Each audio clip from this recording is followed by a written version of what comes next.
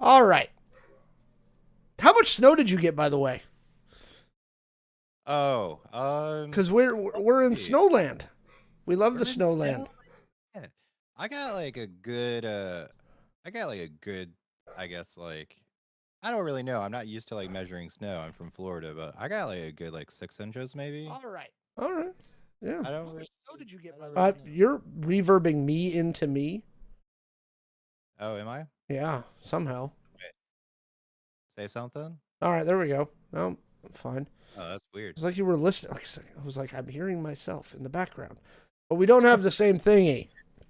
Um, yeah, I got like 5 inches at my place, and my kid has been out of school for 2 days, which means she's slowly going insane. She did get to do. I got the nice thing last night. We were out, and all like it started dumping like late afternoon, and so all the neighbors. You've been to my place, so you know it's like one of those little mini planned communities. Yeah. About 6:30 last night, all the neighbors were out with all the kids, right? And they were all sledding down the little hill, and my kiddo made a snowman, you know, and it was it was one of those like this is the stuff you want to remember when you're like 70 is the kids building snowmen and throwing snowballs at each other and stuff like that. It was one of those like hallmark fucking moments, Nice. So that was nice. But hey, yeah, and we got the good A-list announcements today, right? I like Really? four. Here's the thing: not being able to reserve more than three at a time has actually been a pain in the butt for me because I reserve out when I'm getting like my pre-shows, and in July it's going to be a pain because you've got um, Jurassic World, Superman, and Fantastic Four like all in a row, Yeah. right? It's going to be Yeah, it's good tough. though. Lord knows we're A-list evangelists on this show, and if AMC wants to sponsor us, I would take their money.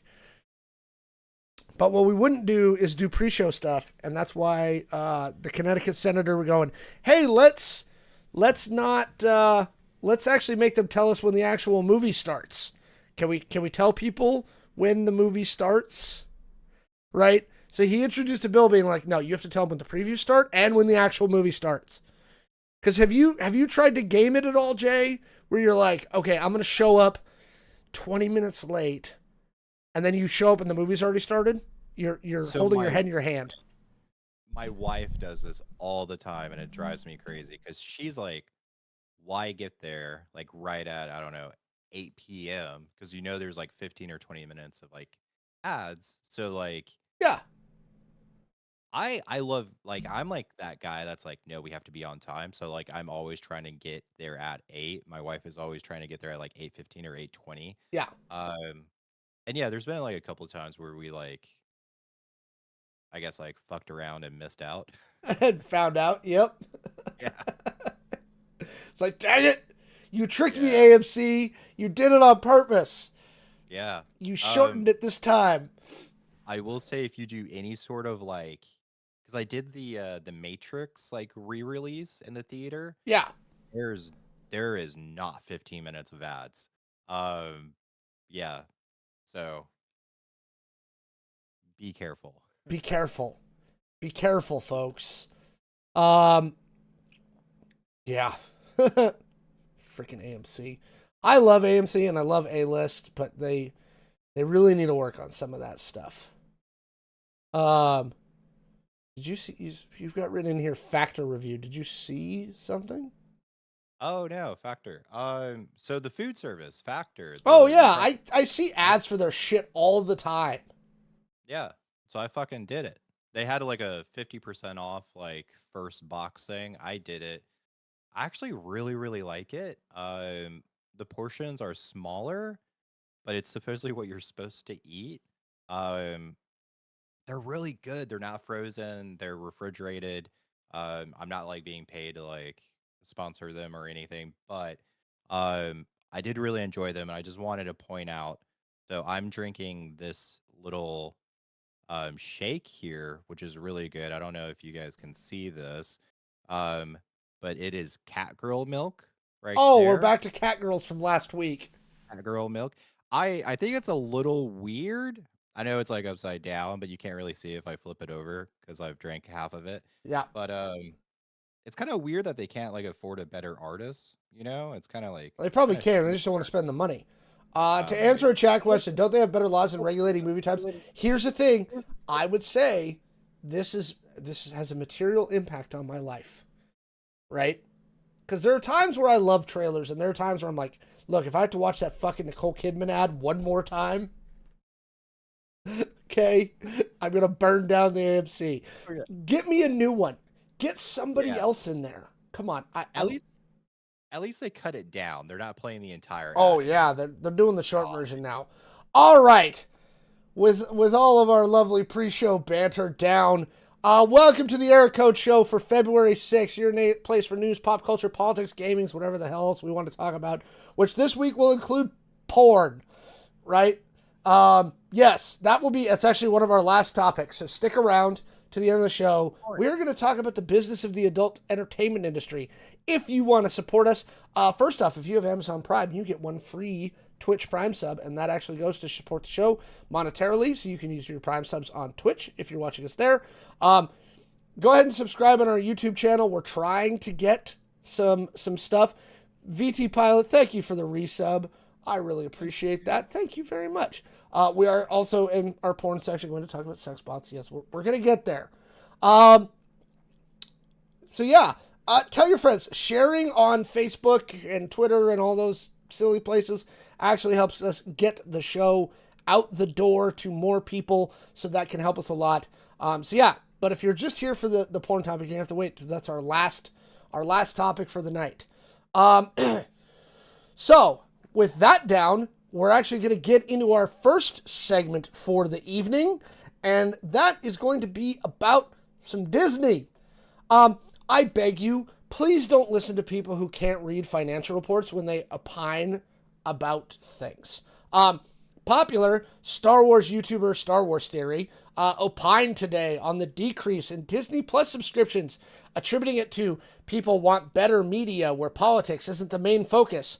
And just straight up, right out the gate, he's just fucking wrong. Okay? For multiple reasons. But we're going to talk about that in a second.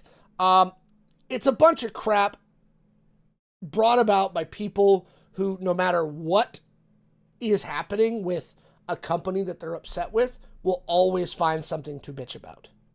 Right? Yeah. Straight up. Let's start with the facts, okay? Because that's really where I want to go. If you're going to attribute politics to a Disney Plus subscriber decrease, and I'm going back to the subscriber numbers, because what I did after I read it was I was like, oh, you know what I should do? I should go back and look at the financial report, right? Because it got released. By the way, Disney stock's up, Jay. It's up. Oh, nice. Okay. So let's talk about what the report actually says. Compared to the quarter previous, domestic subscriptions actually went up. Also, one of my favorite YouTubers, he was trying to attribute it to the price increase. Again, domestic subscribers was up 800,000 subs. Okay. So they increased the price and made that content, and they got more. The decrease is in the international market. Okay. And they have a note about it. This includes Disney Plus subscribers in Southeast Asia, which were previously reported with a Disney Plus Hotstar deal. Hotstar is a huge network that is big in like India, Pakistan, all over Asia. Disney Plus Hotstar is no longer presented as this business was included in the Star India transaction. They did a big transaction with all the stuff they're doing with their overseas holdings, right?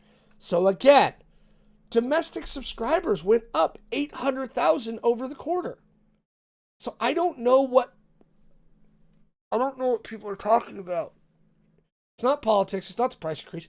People find value in Disney Plus, right? Maybe don't opine on it if you don't know what the fuck you're talking. Go and read the financial report. Yeah. Jay, what are your thoughts? Damn.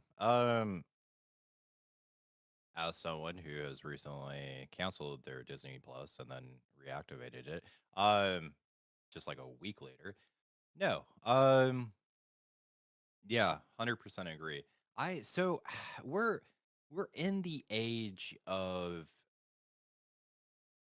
trying to get views. So I feel like we're, YouTubers out there, you darn fucking YouTubers. Um, they're creating topics, they're creating like catchy little headlines to try to get you to like click on their video to watch their video. Um, so like politics is a hot topic right now. Anything anti like woke, anti DEI is like hot right now. And I think we just live in a world of fake shit. So like honestly, like I think 9 times out of 10, if you see something online, you're gonna have to do your own research and look into it to verify if it's real or not. So yeah, I don't know. Um Is there any practical way? Because the problem that I've been seeing, and we're going to talk about this in a segment further down when we get into politics, like deep into politics, which we're going to do like segment 2 or 3. 6 inches deep in politics. Right. Something deep. What I've noticed over this last couple of weeks, more so than I used to notice it, but I notice it more now, is that someone will post something, right? They'll say, this is a thing, and they'll state it as fact, right? And they just get away with it, even though it's absolute BS, right? Like the whole USAID stuff. Again, we'll talk about that in a future segment. Like, people are stating things like it just happened, and I'm like, dude, that's not real. Like, Yeah. Disney's domestic subscribers went up, and their amount of money they made per subscriber went up. Right? Like, so again, you're trying to crap on them, and maybe that's my other problem. There's a lot of ways you can crap on mega corporations, and Lord knows I love to. But can we not make shit up? Is there any way to fix that? Do you think there's any way to get around that, Jay? Or are we fucking screwed? Or if somebody with a big enough following just says something, everybody takes it as gospel without looking into it at all? I mean, fuck. I think we're at least like fucked for the next like I would say 4 years because Facebook literally just undid their fact checking. Not saying it was probably perfect, but yeah, I don't know. We're kind of fucked. Because I would say it's impossible to fact check everything all the time. And then you also have like people questioning freedom of speech. Like, well, Alex should be able to make a YouTube video where he just lies his ass off like 80% of the time. Like that's his right for freedom of speech. I don't really know. But yeah, they were just kind of fucked. Like you really need like a culture mind shift change. However, I will say like the generation behind us is really tied into like their heroes. I think we covered this a few weeks ago. Like their heroes are not like athletes or anything like that. They're content creators. They're getting their news from content creators. They're looking at like what they should buy from content creators. So yeah, I think we're kind of fucked. I don't know. I, I hate to be dark like glue all again, gloomy, but yeah, like if you're gonna look, if you guys come across anything like that and you're one of our viewers, shoot it to us in our Discord server. I'd be happy to add it as a topic. I will look into it, right? And here's the other thing that Jay and I both know how to do: read a financial document, right? Walt Disney is a publicly traded company, and Jay, chime in here if I get any of this wrong. They are required by law to submit financial documents every single quarter, and then they submit what's called a 10K once a year, right? It is a federal law. They have to submit it. They can't lie, right? There is a process and a procedure, and there's gap accounting and things like that to make sure that they're not lying to their shareholders because it's a publicly traded corporation, right? And believe it or not, and I'm actually going to tell you guys this, and I think Jay will back me up. Once you kind of get the basics down, it's not hard to read these. No. They're very digestible. Yeah. Right. I think like the biggest thing, if you're, because you're gonna see pages and pages and pages of just numbers, and you're probably gonna be wondering like, is this good? You know, like compared to other companies. So, my only advice is that there are like key financial ratios out there of like, you know, what is good. So like debt to revenue ratio or whatever. You can Earnings per Google share. those. Yeah, you can Google those, pull those up, have those on the side, kind of do these ratios for your own kind of, I don't know, research, and then compare it to other companies to see like what is good for like this market, like what's the industry standard for this market. But yeah, other than that, like if you're just kind of curious, like especially nonprofits, like if you're curious on how much a nonprofit, like how much percentage is going to salaries and stuff, you can easily pull that up and just look at it. So, yeah. And here's the thing, fact check us. Fucking fact Yeah. check us, right? If you see something we put out there and you think it's wrong, come tell me why you think it's fucking wrong. I'm happy to listen, right? We will get shit wrong for sure. I've gotten shit Yeah, we wrong in the suck. past. It happens. And again, go read the financial documents, right? There's some stuff, right? Other highlights from Disney stuff is that Moana really helped them out at the end of the year, that fourth quarter. Whoo boy, Moana made buttloads of money for them. What did they end up making at the box office? It's over $1 billion now. Yep, Moana crossed the billion mark a while ago. They're just over $1 billion worldwide on Moana 2. Hmm. They made a lot of money last year. They did really well. And Disney stock is up as a result, right? Is they're going, look, we made all this money last year. We're one of the only companies that had multiple billion-dollar films. But I think they were the only company that had multiple billion-dollar films. They had 3 last year, right? Because they had Inside Out 2, Deadpool and Wolverine, and Moana 2. You can find some interesting stuff in there. They spent a lot of money this year upgrading their parks. They were like, hey, we're going to invest money in our parks, and we're going to spend a crap ton, right? But like they have to put down how much cash they have in the bank, right? Like it's the law. Like right now, I know that they have $6 billion in cash right now. That's what they have in the bank. Right? At the beginning of the period and at the end they had 5.5 billion in cash. Right? Yeah, Disney did well. So don't listen to people like that. Okay? Let us know what you think. Is there any way to fix this goddamn misinformation and these people just popping off not knowing what the hell they're talking about? Or are we just screwed like Jay thinks? Let us know down in the comments below. All right, and as always, if you have any topics that you would like us to cover, right? Anything you'd like us to talk about, go ahead and throw it into the chat. We are live right now on YouTube, Twitch, and TikTok. That's right, we're trimulcasting. Nice. On all 3 platforms at the same time. So again, if you saw anything in the news this week or anything like that, you can chat with us about that. Speaking of Disney stuff real quick before we get to the next one, where we are going to jump into politics. Did you see the Fantastic Four trailer? No, I haven't. How did you miss that? I don't know. It's been a very busy week. It's been a busy. Oh man, but at work and school. But it's pretty good. It's not as hyping me as the Superman trailer did. okay. Right. Okay. But it is the most comic accurate thing ever, down to the big brow. Ah. Right.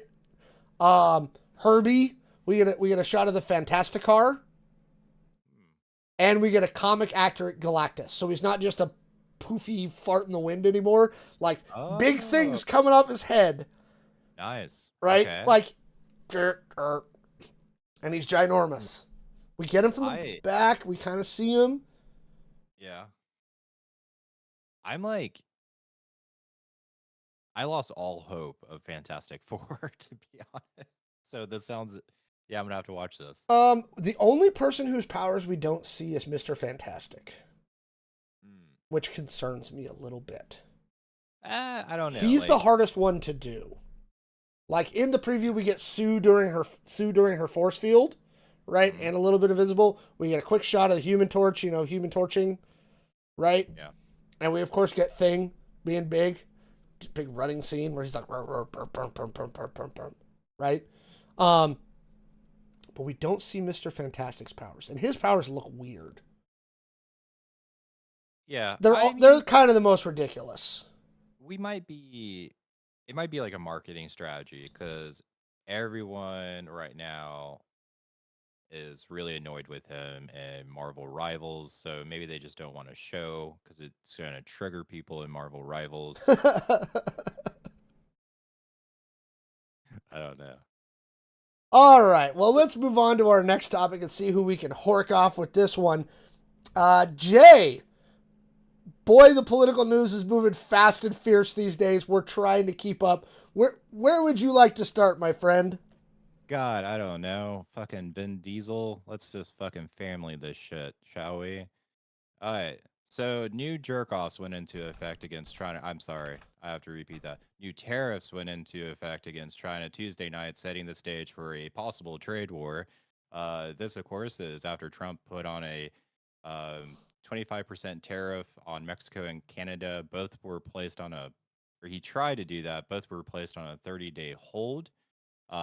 Fun facts here, based on my research, we get almost 2/3 of our vegetables from Mexico and half of our fruit from Mexico, and 70% of our lumber and gypsum, which is what we use to make drywalls out of, comes from Canada and Mexico.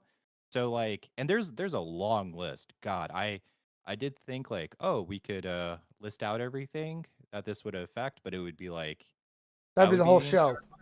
Yeah, I was like, So there's a huge list, and no matter what you're doing, the American people, we're gonna feel this. This is going to hurt if we actually pass tariffs with Mexico and Canada. But yeah, I don't know. So there's been a lot of talks of these tariffs. Trump wanted Mexico to control their fucking immigrant issue with their drugs coming into America. Fucking he wanted Canada to stop fentanyl crossing the border. I didn't even know that was a Canada thing. It's not really. I was like, what the hell? And then yeah, of course everyone saw the very iconic booing at the hockey game in Canada when they played the national anthem for America. Yep. So yeah, I don't know. What are your thoughts here? I think I've heard a lot of kind of theories here that this is just he's playing kind of chicken. He's just wanting stuff from Canada and Mexico that he's not actually going to go through with the tariffs.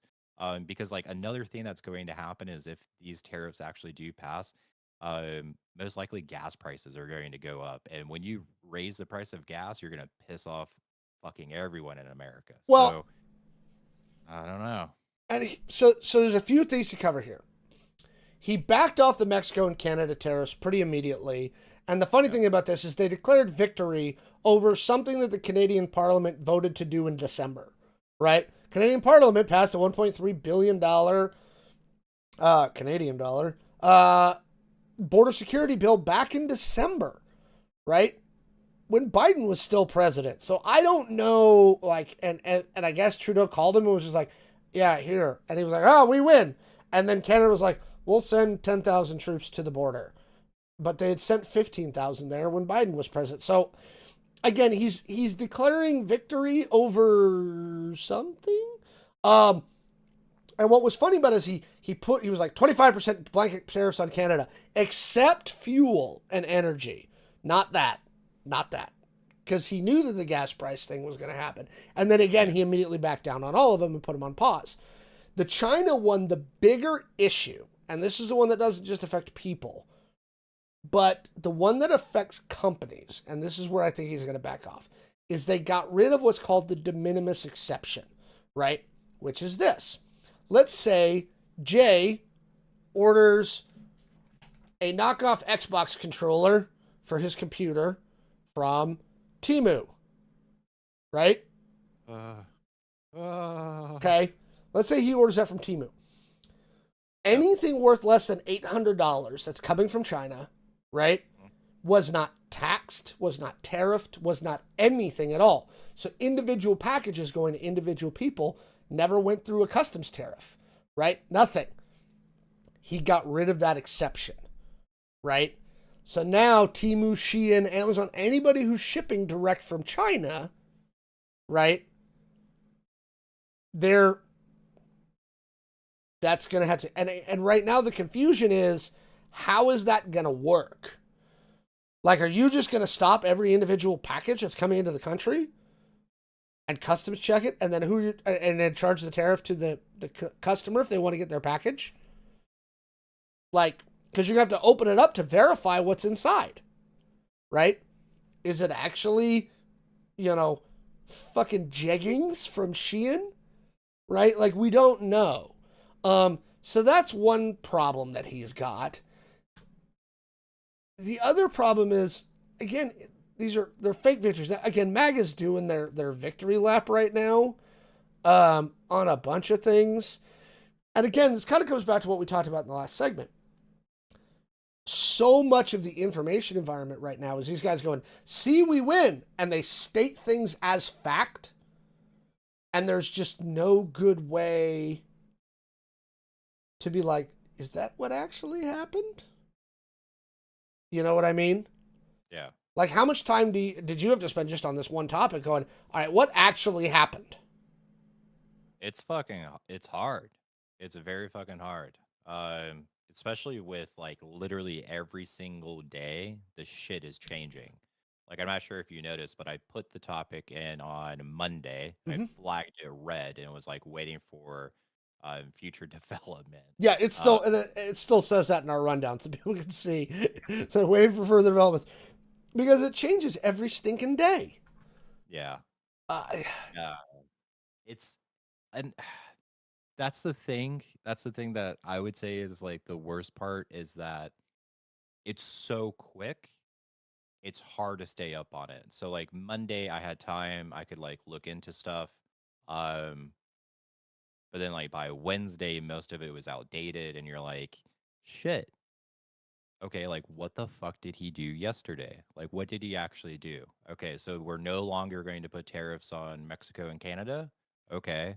But the tariff on China did go through. And did you notice that the Chinese tariff was less? It was only 10%. Yeah, and that doesn't make fucking sense to me either. Like why are you trying to Elon. Well, why are you trying to piss off fucking Canada? The fucking one ally that's been with us, and I mean, okay, you're a military guy. Please correct me if I'm wrong. They've been with us for every fucking war, right, Alex? Yep. The hell? They've lost China. I mean, I'm sorry, it's not China. It's Canada. It's Canada. Every fucking person loves Canada. They fucking apologize when they accidentally bump into you. I mean, come on. Why? There is, to my mind, no reason behind it beyond just ginning up the base and saying, look what I did, right? Even though what you did wasn't substantive, right? It's kind of like the old Doge thing, right? You're going after USAID, which is 0.02% of the budget. Go after the Department of Defense, for fuck's sake. Right?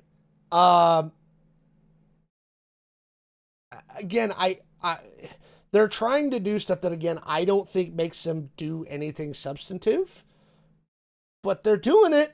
They're doing stuff, right? And I think part of this is exactly what you said. It's flooding the zone, right? Yeah. We're going to do shit so fast that, you know, somebody's like mainstream media acting like it's normal. I don't think they're acting like it's normal. I don't think they can keep up, right? Yeah. Even with a 24-hour news network, you can't keep up, right? Like, you would just have a chyron of shit, and most people aren't reading that, of everything that's happening day in and day out for everything that's going on. It's an absolute clusterfuck.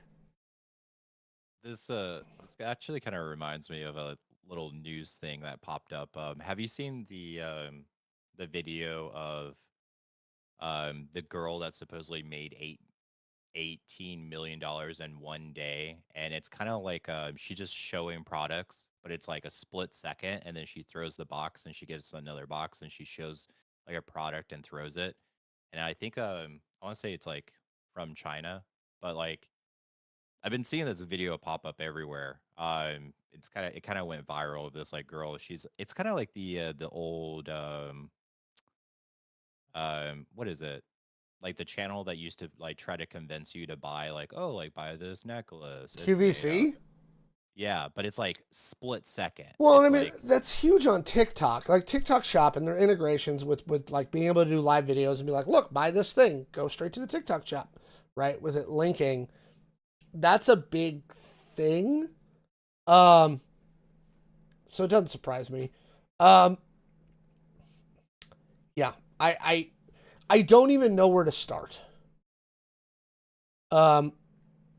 Honestly, I think the tariff thing is I think he's done. I think he did his thing. He threatened the 25%. He says he's going to suspend him for a month. And then I think he's just going to expect everybody to just move on.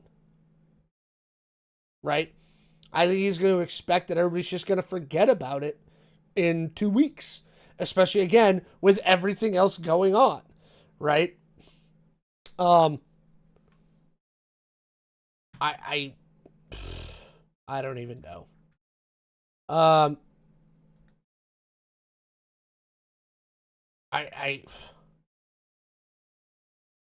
It's absolutely ridiculous. I said I don't even know to go. Stupid people have to throw the word money because it's pretty TikTok world. Hey, look, I ain't gonna hate on her hustle, right? If she can do that and get people going on it, good for you. I wish I could do that. I don't have the time or the patience, and I'm not cute enough, right? I've made the joke many times. If I was a cute girl, I would have an OnlyFans. bruh. I'm not cute enough. Sorry. You know. Don't ever put yourself down like that. Alex, you can do it. You can do it. Yeah, that's my future. They want to see the 41-year-old guy on OnlyFans. All right, Alex, how much are you selling feet pics for the fans? For the fans, I don't know, man. I don't know. People can let me know if they want feet pics. It's fine. My feet are fucking gross, dude. I spent too many years in boots marching around. They're nasty, just nasty. All right. Let us know what you think. I mean, is this just a situation of them flooding the zone where the tariff's just a joke to begin with? How do we even keep up with all the nonsense going on? Let us know down in the comments below. All right. Yeah, the whole thing, and we'll do another political topic later. The whole thing is just, it's a fucking nightmare right now.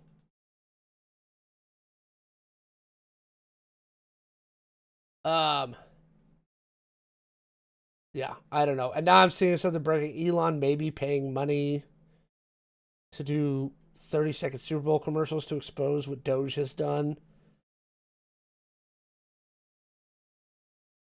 It's going to be just 30 seconds of this. Wait, is that coming out of, like, the government's budget? The budget that he's supposed to be cutting? I don't know. Being millions of dollars to show how he's saving. I would just like to point out how many billions of dollars his company gets in defense contracts. Yeah. I don't know. I don't know. All right. Let's move on to a fun topic for just a minute. Let's get a palate cleanser in here, boys. Here we go. All right. Um, Actually, hang on. Before I do, I will jump in. So the NFL doesn't sell the ads. Um, Oh, it's the network, whatever oh, network is carrying it that year. So they prepay the NFL a contracted amount of money for the rights to air the Super Bowl, right? Their job at that point is to attempt to recoup more than they spent to earn the rights. So it's not actually the NFL who sells it. Who's airing it this year? Fox. Fox has it this year, and it changes up, right? Um, so hang on. So this year it will be Fox. Next year it will be NBC. The year after that is ABC, then CBS, then back to Fox, then NBC, then ABC, then CBS and Fox, and they rotate. So it's whoever paid for the rights that year. It's and they pay a lot of money to the NFL for the rights to air the Super Bowl because it is always one of the most watched television events in the country. Just is, right? Like it or love it, love it or hate it. I'm excited to see Captain Taylor Swift, go out there, be the quarterback, win us another Super Bowl. This is the matchup I didn't want. We did this one last week. If you want to hear our stuff on this, go check our segment from last week on YouTube. All right, moving right along. Not to be discouraged by the financial disaster that was the Dungeons and Dragons movie, in spite of the fact that I thought it was a pretty good flick. Hasbro is teaming up with Legendary Entertainment to make a Magic the Gathering live-action film. The question is, can this one not be as big of a disaster for them as Dungeons and Dragons was? To review, the Dungeons and Dragons movie had a $150 million budget. Worldwide, it made $205 million, and it was well short of what it needed to break even, which was probably about $450 million once you count for theater cut and marketing costs. It was not good for them. It opened to only $37 million. Yeah, it did not go well for them. Do you think that this can do any better?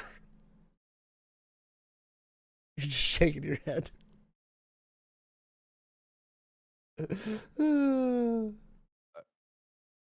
Uh,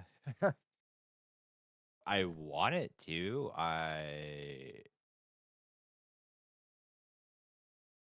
But I'm like, I really thought the Dungeons and Dragons movie, one, I liked it.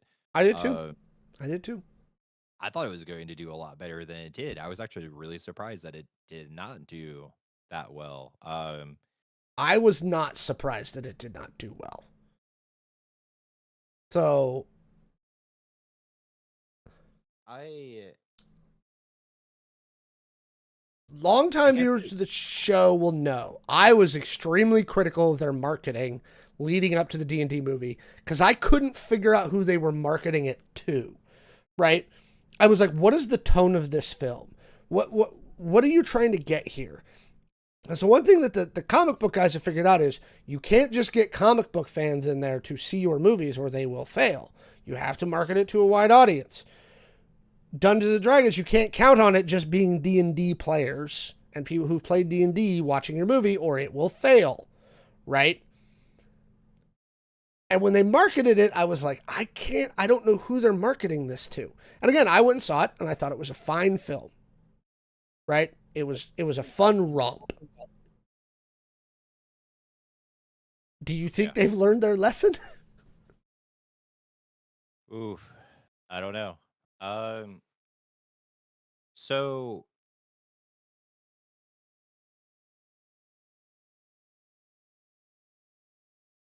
I really, I think, is this live action or animated? It's live action. All right. They're doing an animated series on Netflix, but that has nothing to do with this. So they've licensed to Netflix an animated Magic the Gathering series that is, as far as I can tell from the reporting, is not related to the live action film that they are producing through Legendary Pictures. So I guess like it's going to come down, I think, personally, me, to the style, like how it's going to be shot, and then also the storyline that they choose to go with. But To be this is fair, and this is also to kind of half respond to chat, Magic does have a pretty deep lore. It has a running storyline, and it does have like characters and things that happen and stuff. So people who are super duper into that side of Magic love the lore, right?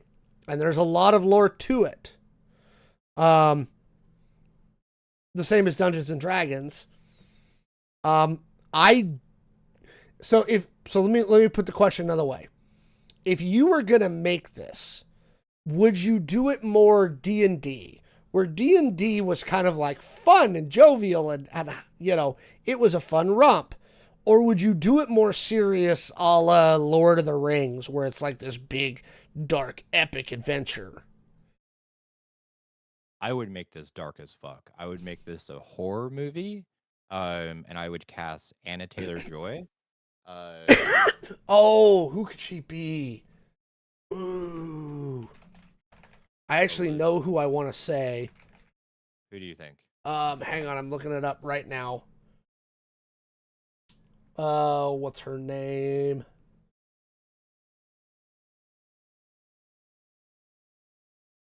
Oh, I can't find it. Elspeth, maybe? Oh, shit. Or Liliana Vess?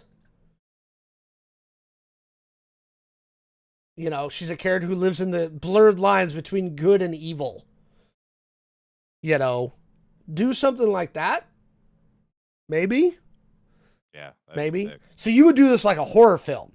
I fucking 100% would. That's me personally. I think that would be sick. And market it that way. Yep. The two issues that I think Legendary and Hasbro have here, primarily, and this is one of the areas where I love your idea of doing it like a horror movie, because one of the things we've seen, especially with modern horror, call it the last 8-9 years, like in the Blumhouse mold, right? We will make a movie, right, for the shit we pulled out of the couch cushions and 4 bologna sandwiches, and it will make $75 million. But that's okay, because we only spent $5 million making it, right? So who gives a crap, right? We made our money, we're happy, right? The low budget horror films have done really, really well financially the last 10 years. The problem that you've got with this is I don't think you can keep the budget low. Given what the whole, for those that don't remember, the original like idea of Magic the Gathering is that each player was like a mage, and the cards, you were casting spells, summoning a creature, or doing a magic spell, or doing this, and using mana to do that, is that you were the mage, right? Summoning your creatures to the field, right? So to hold to that conceit, the main characters have to be mages casting spells. And that means lots of money. You know what I mean? Like that, I don't know how you make a Magic the Gathering movie without spending a crap ton of money, which means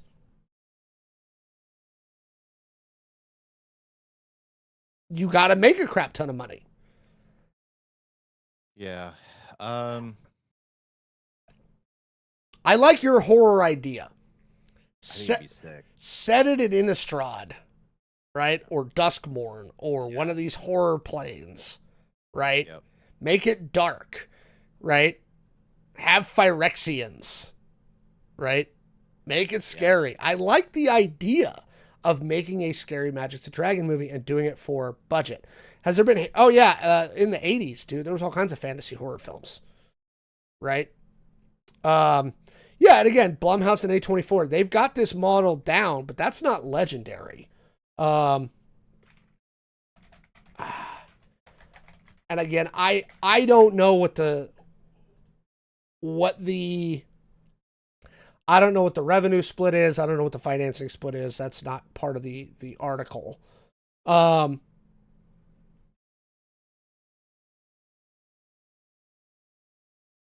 I don't know how. And, and if you're marketing it as a horror film, I think you have an easier time marketing it, right? I mean, to me, yeah. I don't know. To me, the D&D marketing was like, are you trying to be Guardians? That's what it felt like to me. It felt like they were trying to make Guardians of the Galaxy, but in Dungeons and Dragons. And really, the movie was kind of like that. It was like, unlikely group of heroes band together to solve a common problem. You know what I mean? I don't know. That to me is the hardest part. You know what? I think you might have hit on it. I think it's got to be a horror. Right? Make it scary as shit. Right? Have them summoning fucking vampires and angel and like creepy Phyrexian mites, you know, and horrors. Yeah, I like that idea. But I honestly don't think they're going to do it. No, I don't either. I think realistically they're probably going to do something to market something like for adults and also children. They're going to try to come out with a toy line, action figures and stuff like that. Probably like a comic book spinoff or something. I don't. That's probably what they're going to do because they're going to try to like maximize every sort of like source of, I don't know, revenue that they could. But oh, there will be a movie tie-in set.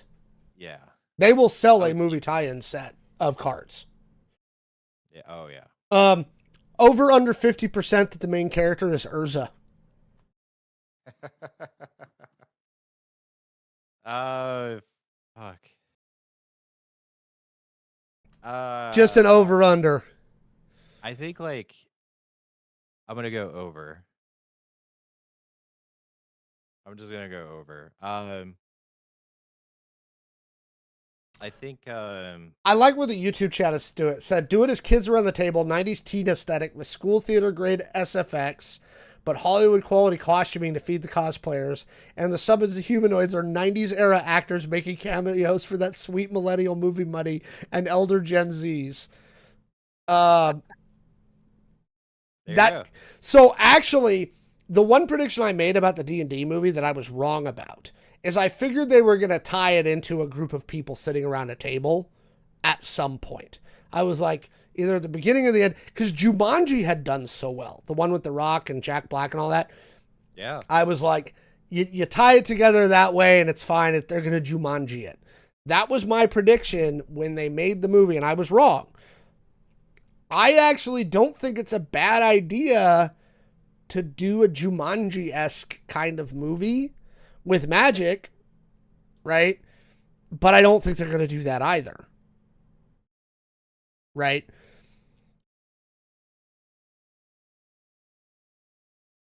I really don't. Like, I just don't buy that that's the aesthetic they're going to go for.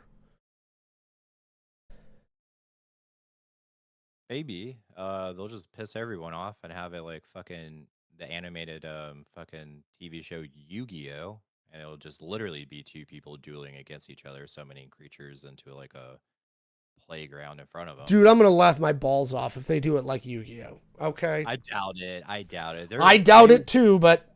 Yeah. I would die though. Here's the other thing I would point out. And again, this is where they need to get smart. Who made Godzilla -1?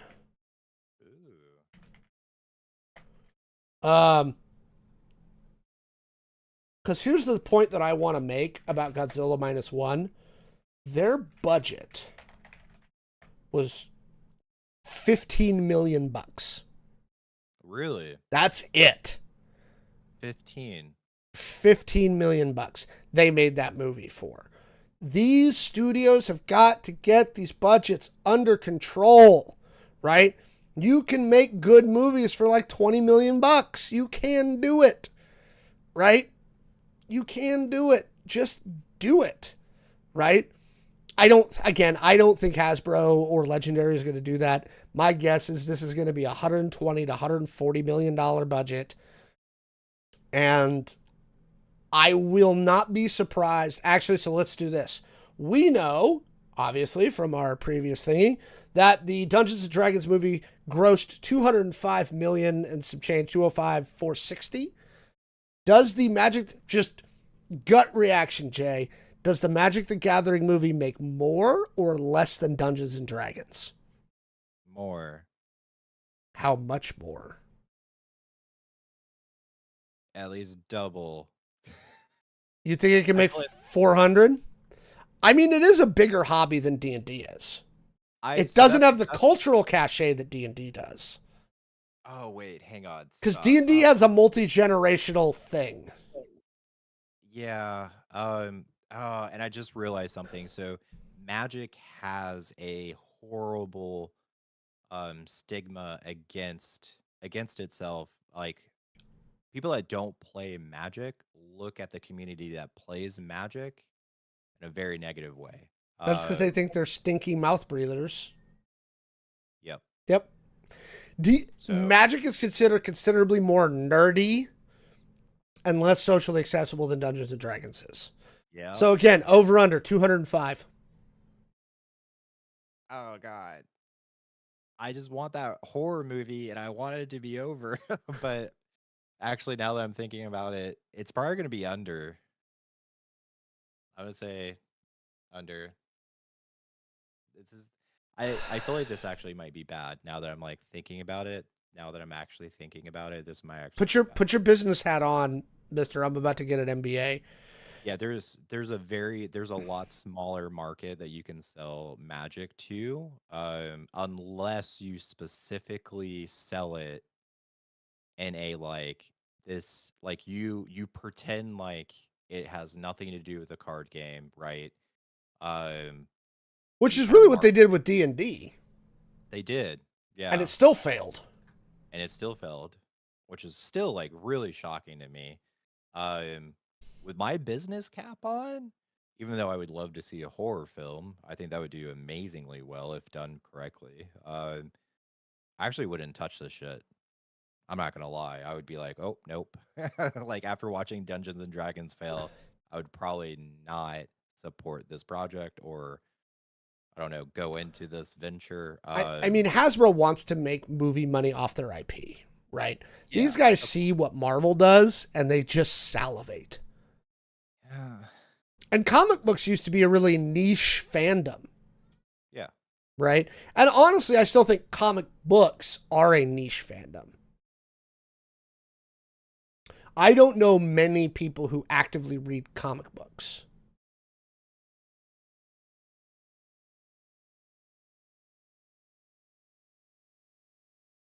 I have a giant stack of comic books that like I recently bought. I'm not a weekly visitor, but I probably am at my local comic book shop 2 times a month. Okay. Yeah. For me, right? I'm probably with you on that. Just because there's one of our favorite places to eat has a comic book shop almost like right next door. Yep. So we go there, put our name on the wait list, and then go to the comic book shop. So there's a good one at the mall we go to all the time. Okay. Nice. But yeah, I don't know. I think Magic has like a nerdier image with it than Dungeons and Dragons does. It's a bigger uphill battle for them. I don't think they've got the generational run of 50 years of D&D behind them. So yeah, I think it's an uphill battle. Look, ultimately, you and I both play Magic, right? I have nothing against Magic. I've got some issues with Wizards, but I've got nothing. And I would love to see the film be successful. Again, that's why I think the best route to go is a low to mid-budget horror film. Keep this budget under $50 million. And if that means you've got to pay the actors back end and give them more points on the back end, or get some no names in there, do it. Yeah. Okay? Because here's the thing. If you blow $150 million on this movie, I think that your likelihood of being able to recoup it is slim to none. Again, especially given how you marketed the D&D movie, which had a bigger cultural cachet. So, yeah, good luck to Hasbro and Wizards.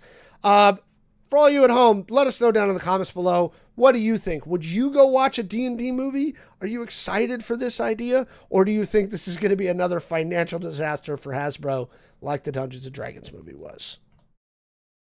Okay. For those hanging out, yes, we are going to get to the porn one. That's 2 away. We're going to do another serious topic, and then we'll get to porn. Okay? Because I know you all want to hear about the corn. Okay? The corn topic is coming. We're going to talk about the business of corn in 2 topics. In the meantime, if you have any topics, you saw any news articles or anything, rumors and stuff that you saw on the internets that you would like us to talk about, go ahead and drop it into the comments, and we'll try and get to those at the end of the show here in a little bit. With that, Jay. Hello. We have more politics. You were on the politics topics this week, so take us away. It's like all there is to talk about. That's why we try and intersperse in the fun topics with the politics, right? We do entertainment and politics because it's all very entertaining. That's true. That's a good point. So the acronym of the year so far is DEI. Oh yeah. Trump is on a full assault on DEI, aka diversity, equity, and inclusion. If you don't know, which I'm pretty sure everyone fucking knows that by now. They should. You really should at this point. Like, I think even Secret Lair will DEI drop. I think. No, I'm just kidding.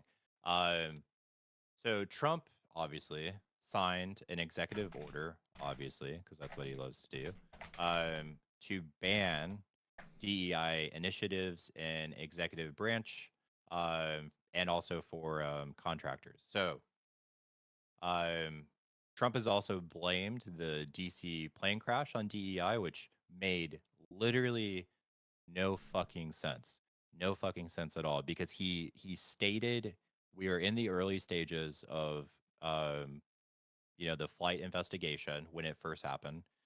And he said, however, pretty much this is because of DEI, which is fucking doesn't make sense at all. Nope. And then the funniest part of all of this is that his daughter-in-law, Laura Trump, gave an anti-DEI speech where she stated jobs should be given, quote, on merit and merit alone, which is just fucking rich. She has a communications degree, and then with her connections with the Trump family is currently co-chair of the RNC. Yep, she took over the RNC during the election. So how the fuck did she get that on merit and merit alone? So by the way, I know how. I know what merit she used. Right? She went down on Eric. I mean, I don't really. Is that a merit? I mean, I'm sure it's hard work. Have you seen that goofy looking motherfucker? Is it that hard work though? It's like probably 10 seconds. I don't know. I don't know. So the thing that I did, I posted a TikTok earlier this week. And this is the point that I made about the whole discussion about DEI and what they brought up. And this is where I'm gonna bring it around, because I think what we need to do, and this is where I think the Democrats have failed, right, is it's a messaging issue. And the reason I bring that up is I brought this up earlier this week to my fellow veterans. Is I said, hey, my fellow veterans, when he's talking about DEI, they're talking about you. Okay? Veteran status is a protected class in this country, right? Under the Civil Rights Act, veteran status is a protected class. Okay? Why? Because people discriminated for a long time, especially after Vietnam, against veterans because they thought you were all crazy, psycho, broken people, right? That's why there's things like veterans preferential hiring, right? When you apply for a federal agency, you get preferential hiring treatment if you are a veteran. You get more if you are a disabled veteran, right? So when they're talking about DEI, when he's talking about, hey, the FAA was trying to push for more disabled people, right? The people they're talking about, my fellow veterans, is you Trump voting fucking idiots, okay? They are talking about you, okay? You are part of this DEI initiative, right? This applies, and again, I think what they haven't done with DEI is shown how it affects, because somebody in the chat brought this up, right? They said they're using DEI as a dog whistle, right? And they absolutely are using it as a dog whistle. The reason they're able to is that we have not done a good job communicating the benefits of DEI and why DEI is important and who all it affects, right? Okay? It doesn't just affect people of color and women. And it's people who are disabled, right? It's people who are of varying sexual orientations or gender identity. This affects a lot of things. Okay? So when they're talking about DEI, I think more people should realize that it also applies to them. Right? And so when the Trump administration is being like, DEI bad, and you're cheering, you might be cheering for your own demise here. You know, that's my soapbox, though. I mean, do you disagree with anything I said there? No. And this is the thing that like really kills me is because I feel like it's a really like an attack on this like quote unquote like woke culture. Like you're creating a villain to go after to try to like defeat, right? Because I sit on a DEI council at work. It's a private company. We can do whatever the fuck we want. So fuck Trump. But it actually came up in our management all hands today. We had an all hands management with our CEO as well today, and it came up specifically really? with the administration doing executive orders, and we have federal contracts, right? How does this affect our DEI initiatives? And to put not too fine a point on it, they were basically like, it doesn't. First off, our company's based out of Spain, right? So, and the CEO of our company is a woman, right? And it's a family, it was a family that started. She's one of the people that started the company back in the 70s. We're going to continue to do what we've been doing. But yeah, it came up. Nice. But your company, the company you work for, we're not going to go into details here. Yours is standing on their DEI principles. Yeah. And you're on that council. On that council, executive leadership kind of came out with a statement saying nothing is going to change. This is our core value. We're going to stick it out. But I think a lot of times though, what people don't understand, kind of going back to your point, is like, what does this actually mean? Yeah. So like for the company that I work for, what does DEI mean? Like, what do we do? One of the things that we put in place is like a program, right? That will, when you upload your resume, it automatically takes out information such as your name, Mm-hmm. uh, dates of like when you went to school, so we can't figure out how old you are. If you were in like a sorority, right? Like you take that out, so we can't tell that you're a female. And then the hiring manager gets this resume, and it is the whole thing is so that you look at their merit and their merit alone. You're like, do I want to interview this person? Do I want to call them into the office and interview this person? Um, Instead of having some sort of like, I don't know. Unconscious bias. Yeah. It's unconscious. And this is the other thing I don't think we've done a good job communicating. And somebody in the chat brought up Jon Stewart. And I'll tell you, ironically enough, it was in his book, The Daily Show, like when he wrote the book about the story of The Daily Show and how The Daily Show went. And it's all the behind the scenes stuff. It's not that. It's this was how The Daily Show developed over 20 years while he was hosting. He does a chapter, part of a chapter, where he said they started noticing that even if they asked, the headshots and resumes they were getting for correspondence was white dudes, because that's a lot of the comedy world is white dudes. Yeah. And he said one of the things that they had to do was they realized that these people weren't biased intentionally, right? It's unconscious. It's a subconscious thing that they do. And he talks about the process they went through, very similar to what you're describing, where it was send me not name, don't, and making that conscious choice to do extra, right? To beat out those subconscious biases, to beat out those unconscious biases. And I think a lot of people get offended. And again, we haven't done a good job of communicating. Having an unconscious bias does not make you a bad person, right? Everyone has them. Yeah. It's when you're letting those unconscious biases make decisions for you and not interrogating those biases, that's when you're screwing up. Right? My camera decided to wig out there. Anyway, now it's back. Okay, good. Well, let me get all blurry for a minute. I said, you're doing it again. Don't do it, camera. Do it. But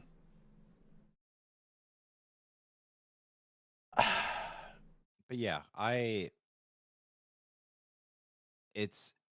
is like it's really interesting. I don't think like, at least at my company, but I kind of get a sense this is the majority of companies out there. No one is getting a stack of resumes and then going, man, this person went to Harvard. They have a really amazing work history, but I'm not going to hire this person because I'm going to hire this, I don't know, communication degree major that is not relevant, but I'm going to hire them because they're a woman or LGBT or whatever. Like, anything. Yep. No one's doing that.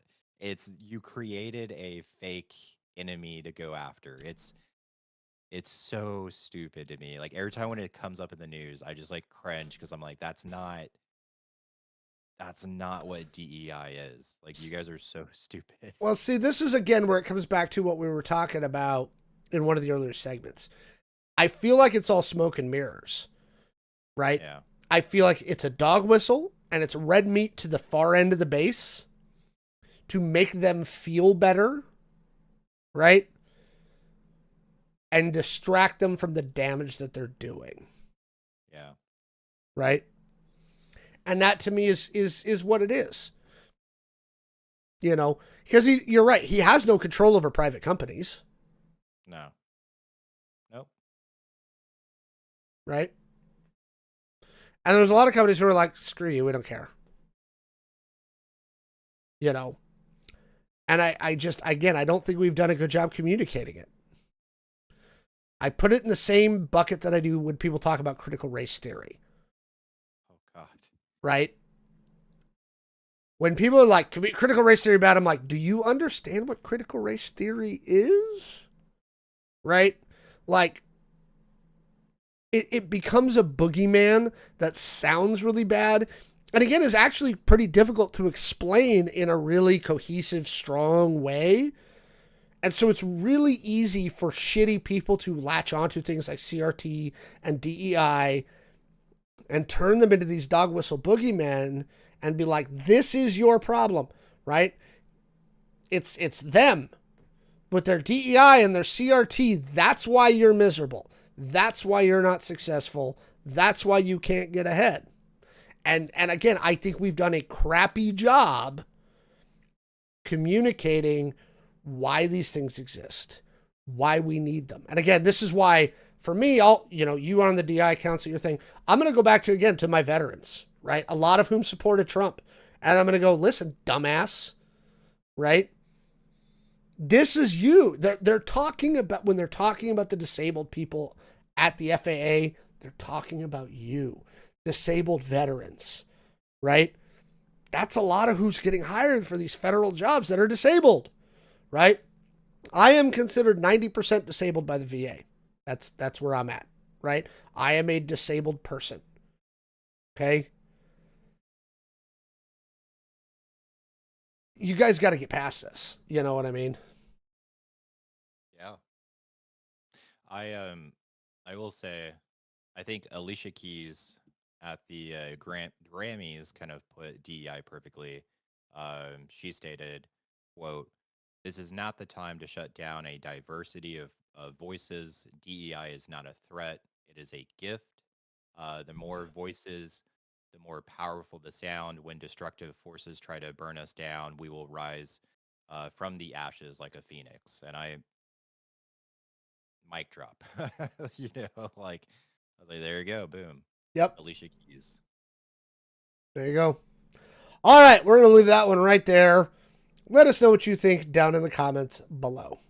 Let us know. All right, last chance before we get to our final segment of the day. If you've got any comments, questions, anything else you saw in the news this week that we haven't touched on yet, go ahead and drop those in the comments. We'll try and get to those at the end of the show, because I think we're timing this out perfectly. We're going to get through this last planned topic, and we'll have a little bit of time for your questions.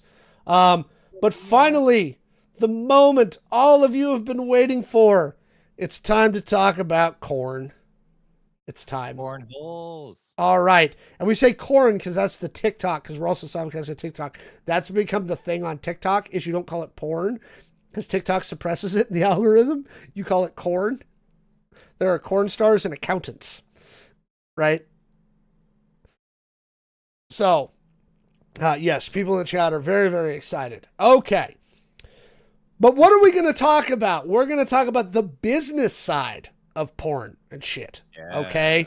Because that really, we don't want to get demonetized. Like, I was looking some stuff up for research before this, and I was like, I cannot do sidelong, like, screen in stuff on this topic because we would get freaking community slammed so fast. I'm going to come back to this. It reminds me of something that happened at the store.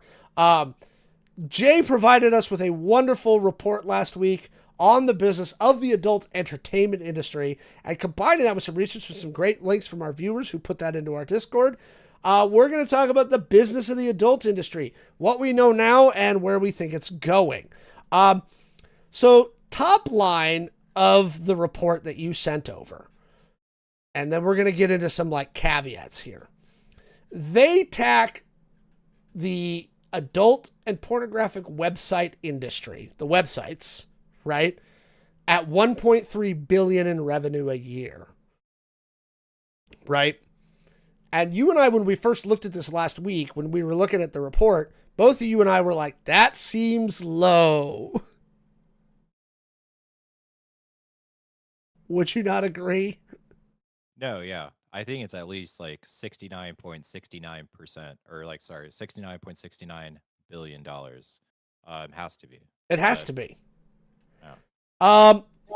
So the report does address that. In again, you've got to kind of get into the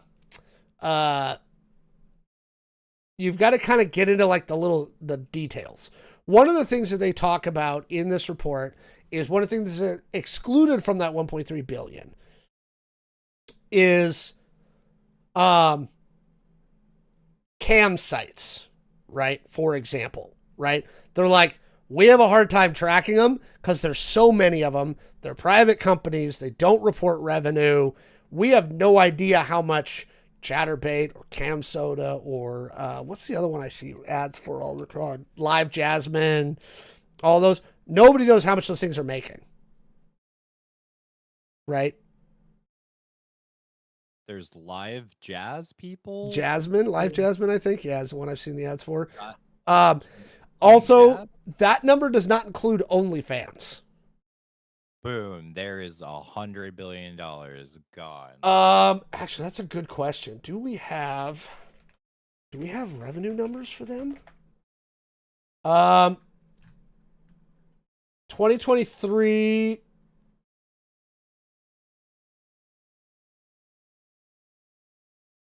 We do have money. We do have numbers. I can't get the full thing in there.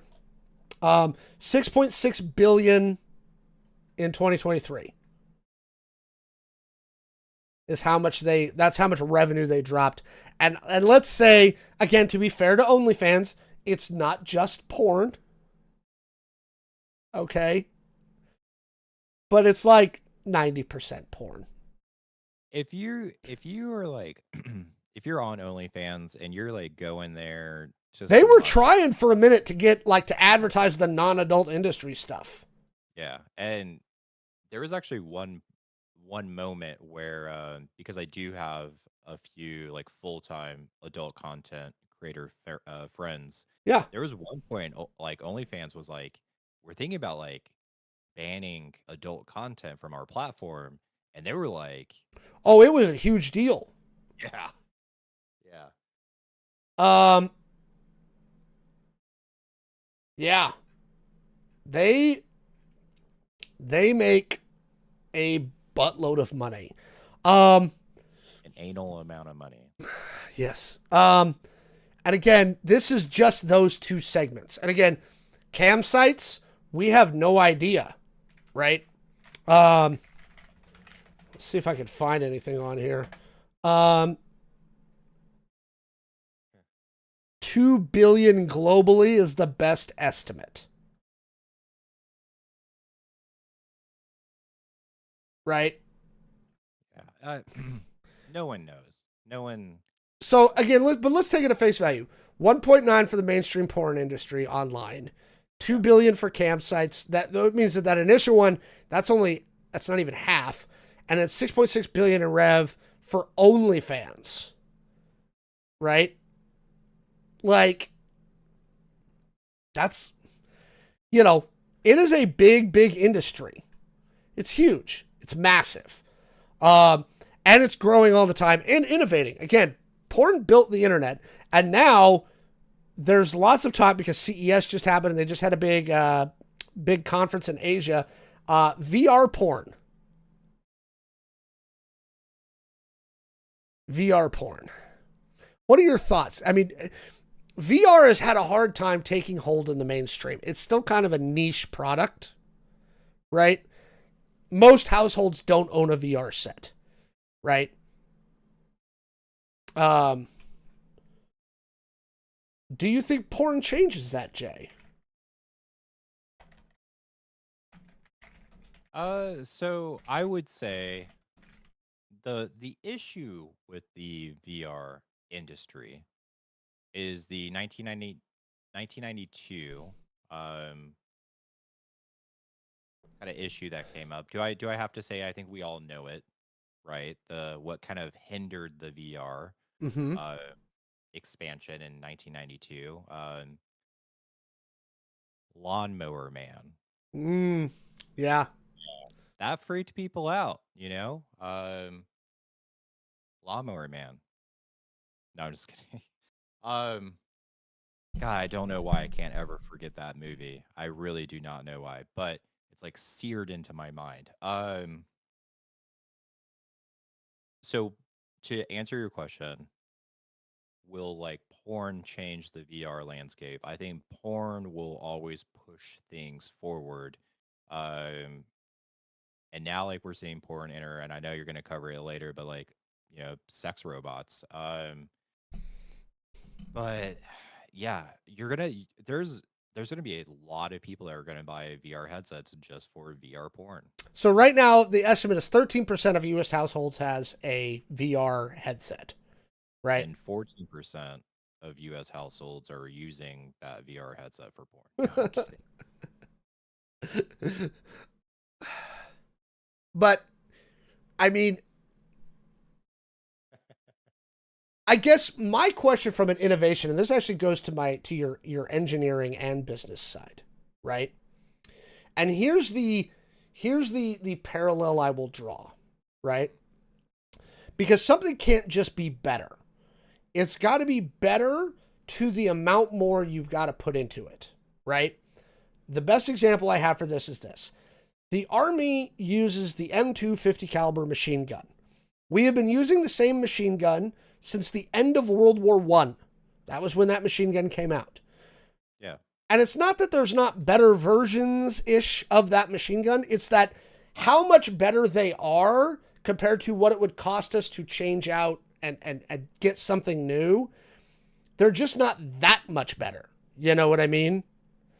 And so to me, it's not just about innovation. It's, does that innovation serve, to be, is the experience of VR porn better than just sitting at your computer by enough to make it something that's going to get more sales in the US?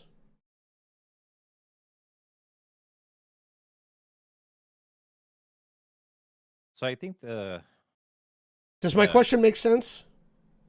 It was a long question, Alex. Oh my God, no, I'm kidding. I think I'm gonna push back a little bit.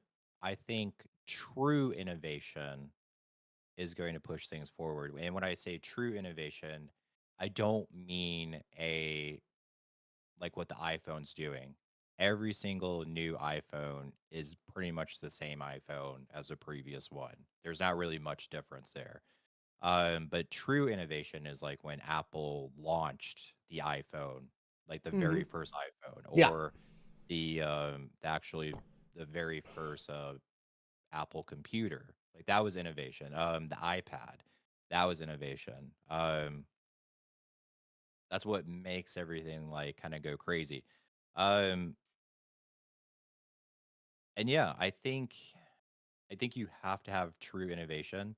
That's what my like business side, like what we're learning is, for a company to truly add value to the market, you have to have real innovation, which is hard to do. However, and to kind of answer your question, like, is VR headsets enough innovation? Is it good enough? I would say, In the adult entertainment space. right, in the adult entertainment space. Um, Not yet, but what I'm starting to see that's very interesting to me is these like remote controlled sex toys. Very popular on campsites.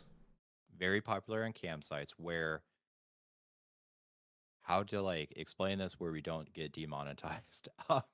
So essentially it's going to, you connect it to yourself and then you don't have to do anything. And then you're like, if you have a VR headset, you're fully immersed in, and then it feels like things are actually happening to you. It's fully immersive. I think that is going to be enough to kind of like innovate and push forward. However, currently that kind of stuff is well outside of everyone's price range. So it's going to have to, you're going to have like more competitors enter the market, bring the prices of everything down. Maybe in the next 10 years, I would say, yeah, 10 years, corn in general is going to be fucking crazy. We're going to be fucking, there's not going to be any more cobs. There's not going to be corn on the cob anymore. No. This is going to be this perfect corn growing in the fields. And again, kind of going down that innovation route, one of our viewers on the Discord decided to send me a link to a adult entertainment doll site. Now, here's the thing. The technology and the innovation on these has increased greatly in the last few years. Holy smokes, right? I went down a rabbit hole And I was Did like, you buy one, no. Alec? Did you Because buy one? here's my thing with these, and this is again comes down to the cost benefit analysis that I apply to VR, I apply to here.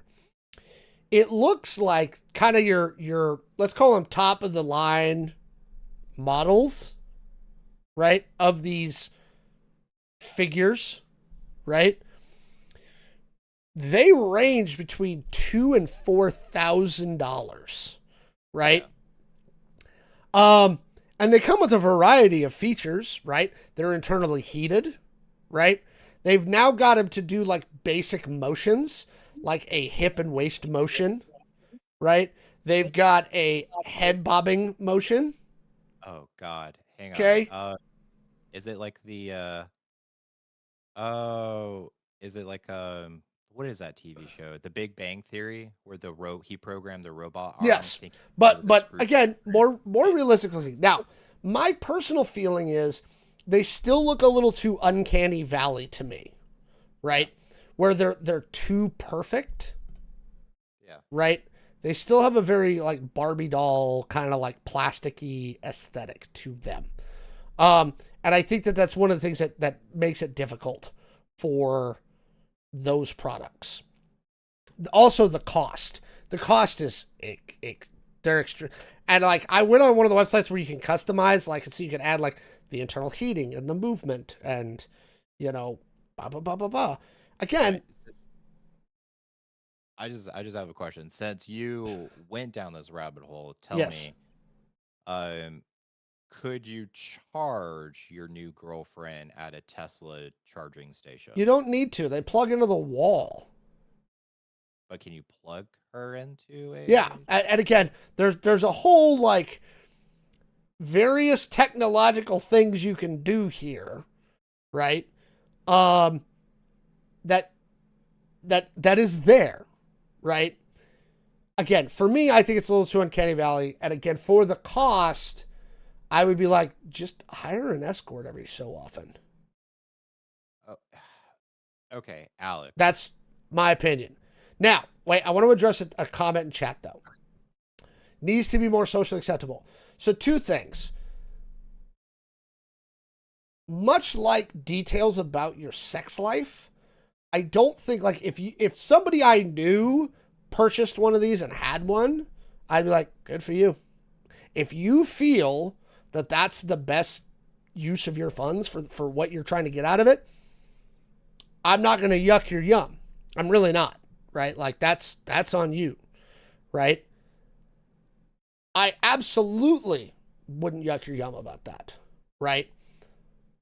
But again, much like sharing details about your sex life, I don't think you need to go around broadcasting the fact that you've got one of these bots hanging out in your house. You know what I mean? Like, I don't need to know. Right? Yeah. Okay. That's my thing. And if you tell me, I'm like, good for you.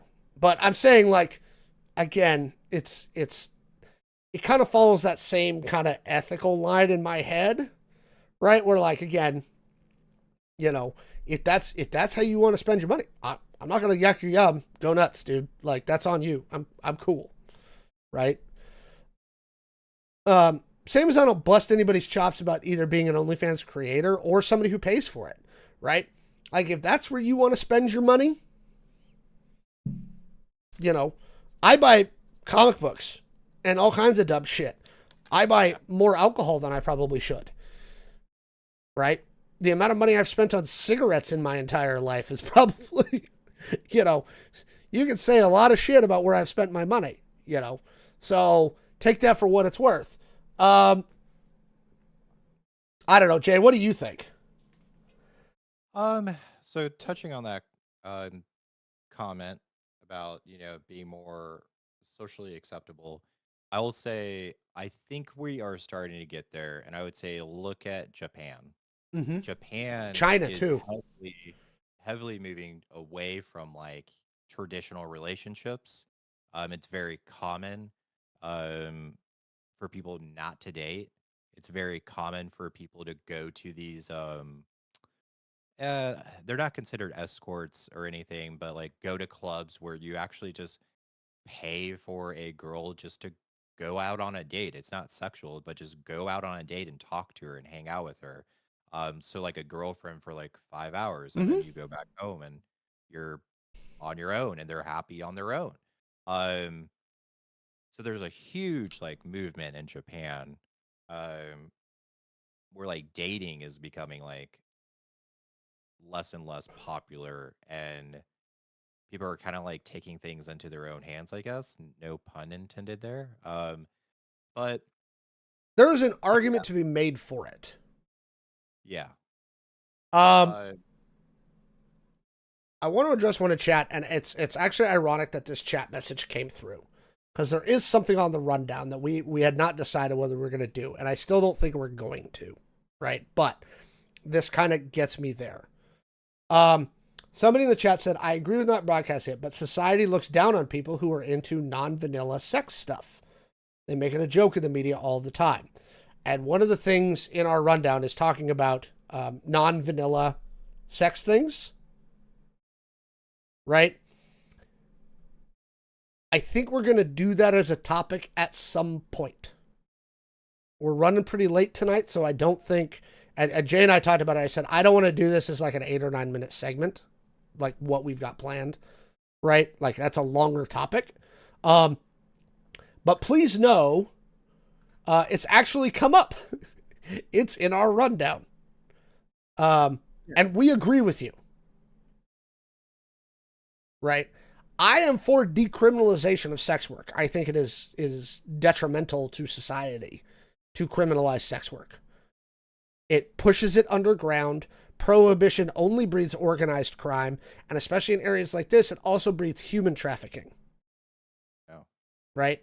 It makes it a lot easier to do those kinds of things than if you just decriminalized it. You know what I mean? yeah, I agree. And I'll say, Dog Dad, um, there's a quote that I really like. Um, People are going to talk about you no matter what you do. So you might as well do what makes you happy and not give a fuck. So yeah, I and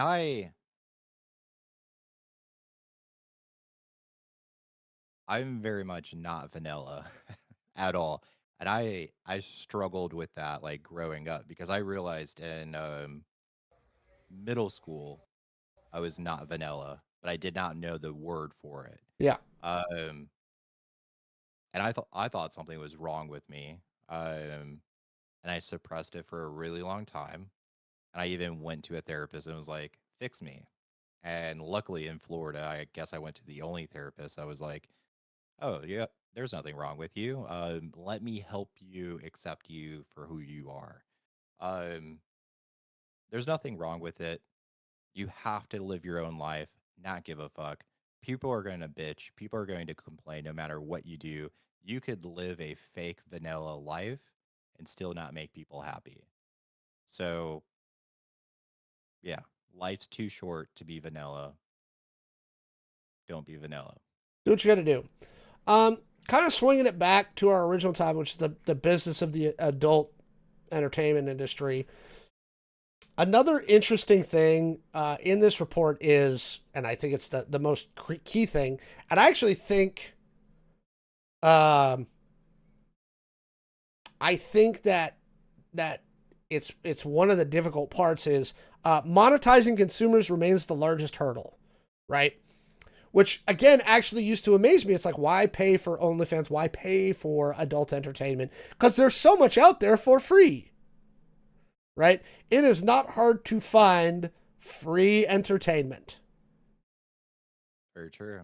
You know what I mean? And I think they're seeing this too. Like, they're like, man, but people still pay for it. But yeah, I mean, what percentage of the consumer base are actually willing to pay for it? And I actually think that number is low. I think of the total number of people who consume adult entertainment, the amount who are willing to put money into it is probably the minority. Wouldn't you agree? Yeah, I mean, oh, like you have free websites like Pornhub where you can find anything. Reddit, Reddit, Twitter, Twitter. like, um, yeah. I mean, yes, you could have like better quality or maybe the complete video if you paid for it, but yeah, you can kind of just find it free on one of those platforms. So, and I would say that's the majority of people. That's what they're doing. Like they're not actually paying for it. So yeah, The other thing that's interesting to note about their thing, and again, we're talking about the mainstream adult entertainment, the margins are surprisingly low. The profit margin's only 5.9%,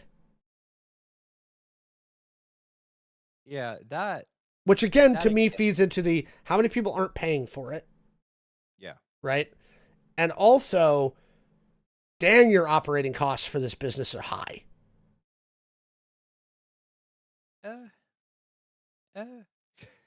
So I will say, so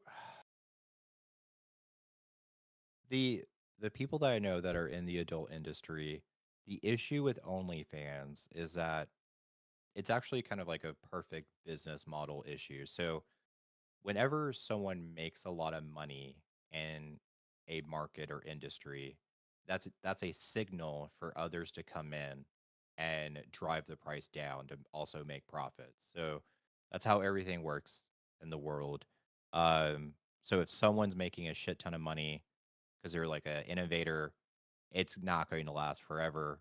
They're going to get dragged down with like competitors entering the market. The issue with OnlyFans is you'll have thousands of girls doing these insanely low membership OnlyFans of like 375, like $3.75 or whatever. With a low Uh, PPV content yeah. threshold.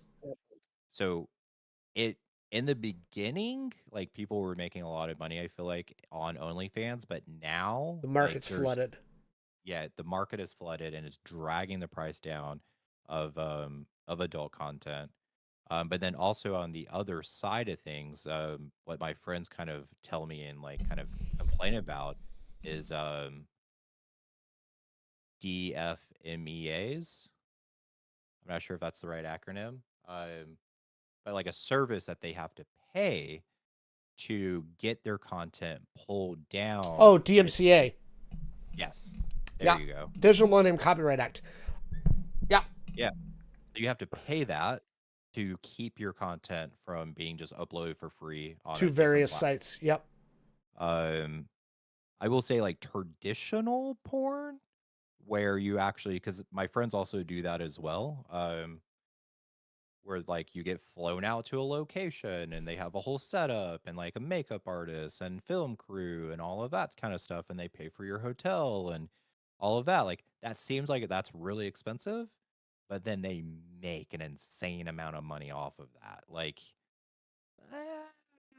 so I don't know. I think you have one extreme and the other. You have the high production traditional porn aspect that's able to have a higher profit margin than your 5 point whatever percent you stated, and then you have the very low end market where like people are trying to get their content to be bought, but it's such a low price,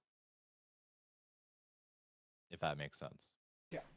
Um, Kind of coming back to also the taboo stuff, right?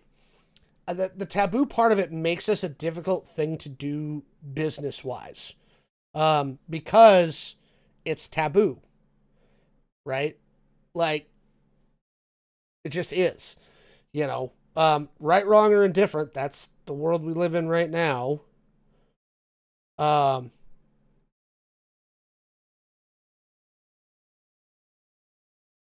you know, so it's hard to get good data because a lot of it's hidden. You know, um, it's tough. It's super tough to figure this all out. Um, I do like this report. I think it's an interesting report. again, looking at it, you can see, and I think from their challenges point, it's something that I don't think. Yeah, it's something they don't. They kind of touch on, right? Which is for traditional adult entertainment, they really are. They're competing with OnlyFans, right? And again, is that a more genuine feeling experience, right? To watch two amateurs on OnlyFans versus a traditional produced high production value adult video. You know what I mean? And I think that's why the success for those more low production amateur that stuff. But again, it also drives the pricing points down because now the market's flooded enough to make the commodity drop in value. Yeah.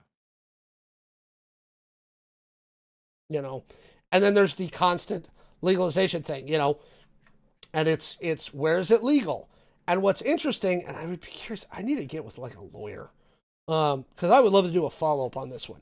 Because one of the things they point out is California and Delaware are two of the only states where it's legal to film hardcore adult entertainment stuff, right? But you know it's being filmed by OnlyFans creators and stuff like that in other locations. So is that like a legal loophole? So would like to follow up. Something I have heard is kind of the loophole of OnlyFans is so it's easy for if you're a traditional porn company for that to get shut down in these kind of states. And again, this is just what I heard. Everywhere but But California and Delaware. yeah. But if you are a content creator, which most content creators, and I do not agree with this is a bad business model, just FYI, because you're going to lose a lot of money in taxes. They don't have an LLC set up, and I'm talking about very amateur people. Mm-hmm. They're just content creators. That then, if you're not a legal entity, then it's like a freedom of speech. Huh. Very interesting. And Yeah. that's just what I've heard. I would love to get like a lawyer on here and kind of like verify that. But yeah. I don't know. If you guys are interested in this topic and us continuing to talk about topics like these, let us know. We'll keep going down this rabbit hole. Just a side funny story again, and you were talking about Japan. Jay remembers we did, before we shut down the store, one of the last big events we did was we did our first Gamers Heaven After Dark, where we had adult content creators, right? What do we have, 10 there that night? Yeah. 10 or 12, right? That's about right. Okay, we had 10 or 12 adult content creators, to include the people that Jay does his podcast with, Unnatural to Some, so you guys can go look at that podcast as well. So they were there. We had some adult content creators. We had Japanese adult arcade games. And then what was really interesting, again, speaking of Japan, is we were getting product to sell because we sell nerdy stuff. So let's go find the adult nerdy stuff. And boy, when I was getting ready to set the orders for that adult nerdy stuff, did I go down a rabbit hole of all the shit that they make in Japan, right? Because some of it's very innocuous. It's like desk mats and banners and cutouts. But some of it is not so innocuous. And we had to have long discussions at the store about how far down did we want to go down this line for the first event, right? And what ended up being the only one, we would have done more had the store stayed open, because the event itself was a resounding success. We sold out of tickets in like a week, if that. Like, Jay, you were there that night. It was packed. It was. And I was excited. Like, we were talking about so much stuff. I remember at one point we were talking about, because something that I'm like heavily into is shibari, Yeah. which is Japanese rope bondage, which I think is very artistic and Very cool looking. very cool looking. It's very beautiful. And we were talking about like the next one maybe doing a shibari show, and I was like, yes. Yep. And then Alex just decided not to do it anymore. Alex, It was wow. not my fault. We sadly we sadly had to shut the store down. Yes, it was much more male dominated. I would say there was more women there than I thought would be there who bought tickets to go. Right? It was not like a 90-10 split. I would say it was closer to a 70-30 for that event. I'm ballparking. I can't remember. Again, it was a very popular event. People were excited about it. We were iffy about it at first. We were like, well, is this going to go off? And we were like, are we going to sell enough tickets to justify the event? And boy, howdy, we ended up having to extend out how many tickets we had done, right? We originally were going to sell 40, and I think we ended up selling 70 tickets to the event. Again, people had a good time. Come in, interact with adult content creators, hang out. People played games, right? Yeah. Yeah. So it was definitely a thing. We did our best to try and take the taboo out of it. Again, keeping within the legal requirements that we have, in that it has to be an 18-up event and things like that. Without having to get a full adult entertainment license. But do you want to type in this last note here? You've got something about your somebody who was at the event has now been approached to make a item. Oh, yeah. So one of my friends, Nikki Sapphire, she's on the other podcast with me. We were at the event at your store. But like this came up recently in like the past week, and I just thought it was kind of like a funny like little thing. Because she reached out to me about it, and she was like, "Hey, should I do this?" Um, a adult toy company, reached out to her and said like, "Hey, are you interested in having your own adult toy? Like, we'll send you like the plaster and everything, like like a tutorial on how to set it up. You don't have to pay for anything; it's completely free. You essentially make a cast of yourself, and then we will mass produce a toy of yourself, and then yeah, you would get like a percentage of the profits of all the toys." And she was like, "Is this legit?" And I was like, "Hell yeah, this fucking looks legit, and you should do it." But it was kind of a little funny thing. Um, and yeah, going back to kind of talking about that night at the game store, I just remembered. So there was a very famous, and he really came in under the radar. He did not tell people his adult name. He wanted just to be there just to enjoy the party and Yeah, yeah, yeah. relax. But he's a very famous male porn star. And they even like name drop him on a TV show, Letterkenny. I'm not sure if you guys are familiar with that. Oh yeah. But we were sitting at a table playing games, and a girl came up and she goes, "Have we met before?" And he goes, "I don't think so." And she's like, "You look so familiar." And he just laughed and was like, "I have a very familiar looking face." But Is it who I'm thinking of? maybe? Yeah, I think Here so. you- At the store. Yeah, I think it was. Yeah. Don't worry, folks. Yeah. Let your freak flag fly. Yeah, so if you want us to talk, wow, that was a long segment. If you want us to talk more about these kind of segments in the future, let us know. We will add this stuff. I'd love to get a lawyer on here. I have a friend who used to work in the early days of the internet prawn industry. We'll see who else we can get on to chat about stuff like this. If the topic interests you, let us know down in the comments below. All right. And yeah, we ran long. I think that's going to be it for us for the night. Thank you, everybody, for joining on YouTube and Twitch and TikTok. Once again, we will be back next week at 8 o'clock Pacific time on Thursday. More shows for you.